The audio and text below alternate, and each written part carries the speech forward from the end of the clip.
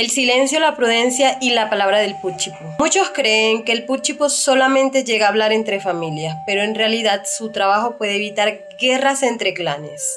Dentro de la cultura guayú, cuando ocurre un conflicto, puede haber un solo palabrero mediando o muchas veces dos, uno representando a cada clan. Todo depende del problema o de cómo decidan manejarlo las familias involucradas. Aquí hay algo muy importante y es que el Puchipu debe ser neutral, incluso si es a su familia a la que está representando. No puede dejarse llevar por la rabia ni por el favoritismo. Su deber es mediar y buscar equilibrio entre ambos clanes. El Puchipu también escucha dolor, ira, insultos y palabras dichas desde la rabia. Porque cuando una familia está muy herida o está molesta, puede decir palabras muy fuertes en contra de la otra familia. Aquí es donde entra su sabiduría. Un buen Puchipu no va corriendo a repetir insultos o palabras ofensivas, porque una sola palabra mal dicha puede empeorar el conflicto o incluso desatar una guerra entre los clanes. Por eso, escucha, analiza y filtra cuidadosamente lo que debe transmitir.